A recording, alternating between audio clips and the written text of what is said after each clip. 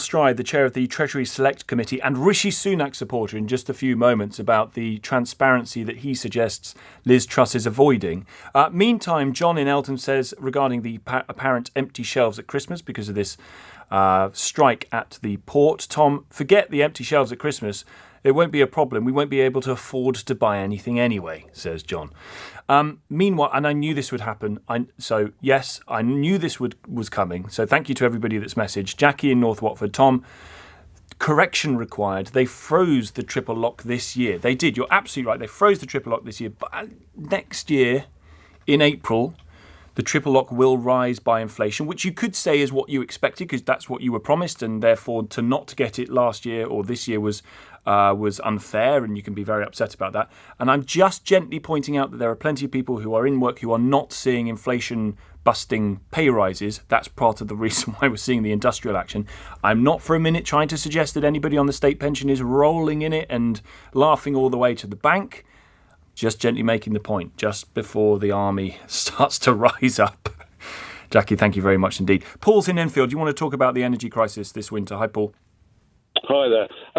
My question is, about 8-9 years ago, I had solar panels put on my roof, and that generates me an income of about 54p per kilowatt hour. You've got to put that in terms of the length of the time the dishwasher's on for, Paul. Otherwise, I don't have a clue what you're on about.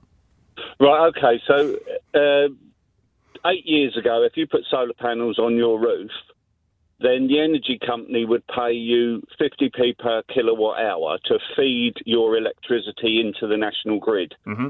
So I'm actually paid money for my solar panels. Glorious. But that money hasn't changed. So for the millions of people that do a feed-in tariff, why hasn't our feed-in tariff gone up, I don't know, 60, 65% with the rise in energy? Because they're selling our electric. But isn't that because the way of producing the electric is far cheaper than anything else, say gas? Yeah, but surely still all energy comes at a price. Yes, but it just happens that the renewable price is far more. Cheaper.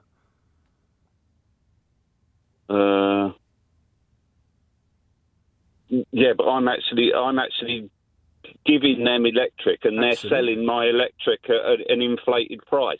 Well, so surely shouldn't I benefit from that? I think you should be arguing for a greater cut of it, but I don't know how much it would rise by if it's not because you're not doing the fossil fuel method, which is the thing that's costing a hell of a lot to create the gas. You're using the cheaper renewables, for which we're grateful, Paul, don't get me wrong. And I see actually a suggestion today that people who put in heat pumps in their homes should get a rebate on the tax that they pay on buying their property, which might be a way to try and get people to upgrade the energy efficiency of their homes. Paul, thank you very much indeed. 7:54 is the time. Let's turn to Mel Stride, chair of the Treasury Select Committee, former cabinet minister, of course, Conservative MP for Central Devon, a Rishi Sunak backer who is suggesting this morning that Liz Truss is avoiding transparency. Mel, thank you for joining the programme. Tell us why you think that is.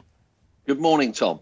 Well, basically, there's an organisation called the Office for Budget Responsibility, and their role is to produce forecasts based around what the Chancellor of the day comes forward with in terms of new measures. And there's a very good reason why there's an independent body doing that, because it gives reassurance, particularly to the international markets that lend this country huge amounts of money at very low rates of interest, that the figures all add up.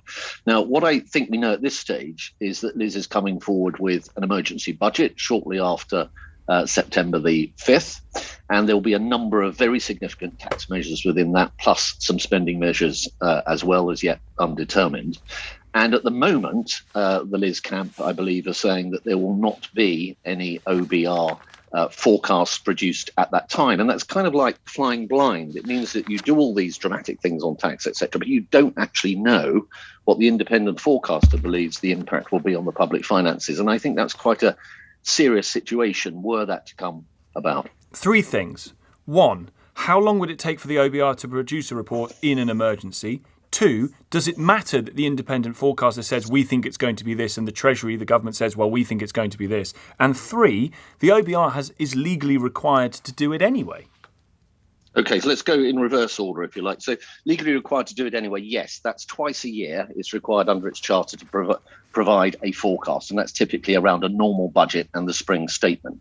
But if you have an emergency budget, clearly this is a third occasion on which exactly the same parameters apply. So you would expect to have a forecast under those circumstances. And indeed, the government can invite the OBR to do exactly that. So there's nothing unusual about that.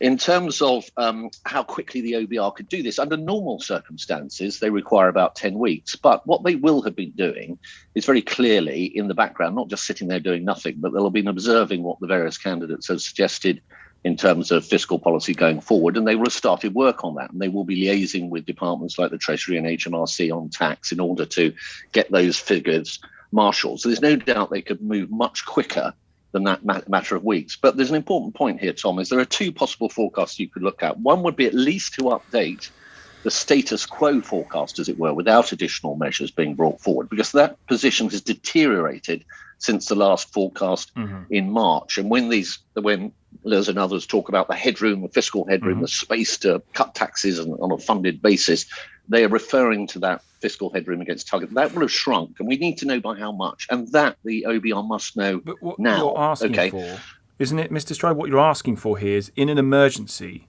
in a form of crisis for millions of people, you're asking for process and bureaucracy.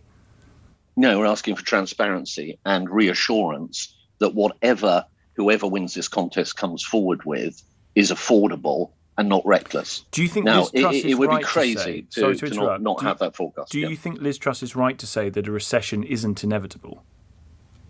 I think it's highly likely that that's the direction we're heading in. I mean, if you look at almost all the forecasts, the Bank of England's more recent forecast on this, that's where we're headed, and we're already in the foothills of that. It's going to be very difficult. I think the more important question is actually how do you ameliorate those problems? How do you strengthen the economy as much as you can? And the first thing you've got to do is control inflation. And I'm afraid that when Liz comes forward with £60 billion worth, this is an eye-watering number of permanent, baked-in, ongoing tax cuts that are unfunded and be funded through borrowing, that is simply going to fuel inflation. And the consequences of that, Tom, are that interest rates will have to go up still further, meaning people's mortgage payments have to go up, businesses have to pay more for the loans that they carry, and it will have a depressive effect upon the economy. The first thing you need to do is get on top of inflation, just as Maggie Thatcher did in the early 1980s, and then you can move to Lawsonian-style tax cuts. But you have to do it at the right time. So as well as an economic failure or failing in understanding the economics of this, do you think that Liz Truss's plans and the lack of outlined support for people in the energy crisis is a moral failure too? Well, you can choose your words. I think... Well, they're not my words, to be fair. They're the Rishi Sunak's no, that's fine. Campaign's words. Yes, in general, one can choose one's words, put it that way. Well, I really see it as effectively, as the chair of the Treasury Select Committee, we look very closely at all sorts of fiscal plans, and we have done over many, many years. And one of the most important things is that there is a transparency, so you know whether these numbers stack up or whether they're going to head us towards fiscal ruin. You have to answer that basic question. And the point that I make here is that if we're going to go into some kind of emergency budget with massive unfunded tax cuts, which can be put on the country's credit card for our children and our grandchildren, pay off in time, etc., and we don't know the answer to the critical question, what's that actually going to do to our fiscal targets? What's that going to do to inflation? What's it going to do to the amount that the government's borrowing? And you have all these international debt markets that are lending us all this money at low interest rates. What are they going to think? They're going to say, well, I don't want to take a punt on a country that organises its fiscal affairs in that way. At the moment, under Liz Truss, this country is heading for fiscal ruin. No, I didn't say that. I said you have to answer the question as to whether the measures being brought forward are responsible and are achievable within the fiscal your answer at the moment has to be no, doesn't it? I think it's looking doubtful, but the reality, Tom, is we're back to the beginning of this conversation. You can't answer that question unless you have the Office for Budget Responsibility telling you what the forecasts are based upon those measures. And at the moment, we appear to be going in a situation where we're just going to be flying blind. And I don't think that's right. Very finally, I noted on the front page of the Financial Times, the bailout to Bulb is going to increase to around £4 billion, which might mean every house has an additional £150 or more on its bills next year. That can't be right, can it? it's a very difficult situation because these companies were put in a situation where they clearly had a cap on what they could charge, but their input costs were spiraling ever upwards. So a lot of them got into trouble. That's just a fact of life under those particular circumstances. I think one of the problems with Bulb actually is that it hasn't and can't currently buy energy forward and hedge its position, which I think is exacerbating things at the moment. And I do think that needs to be looked at. But yes, 4 billion is a very large amount of money. We're talking about the next Prime Minister to come, whether that be Truss or your man Sunak. But I note, Mr. Stride, on the front page of the Times, a poll amongst Conservative voters who have seller's remorse over the ousting of Boris Johnson as Prime Minister. Are you going to miss him? I think Boris did some extraordinary things. I think to have won that 2019 election was a colossal achievement. I think performance through the pandemic, vaccination was absolutely amazing. And I think he's done a brilliant job when it's come to the war in Ukraine. But you don't have any seller's remorse, particularly. So in that sense, I think it was time ultimately for the party, and it was the party broadly that decided. I know some people try and pin it on one or two individuals. It was broadly the party that decided that there were just too many occasions when we were being put on the wrong side of some kind of moral dilemma. And I think, therefore, it probably was time to draw a line. But we have to look forward, and I think history will judge Boris very kindly. And I think he achieved an enormous amount of which we should all be proud. Good to speak to you. Mel Stride, you're chair of the Treasury Select Committee, former Cabinet Minister. You are Conservative MP for Central Devon and so on, who is backing Rishi Sunak. We'll talk more about the knife crime that is surging around the country, including, tragically, in the family of Tyson Fury, who lost his cousin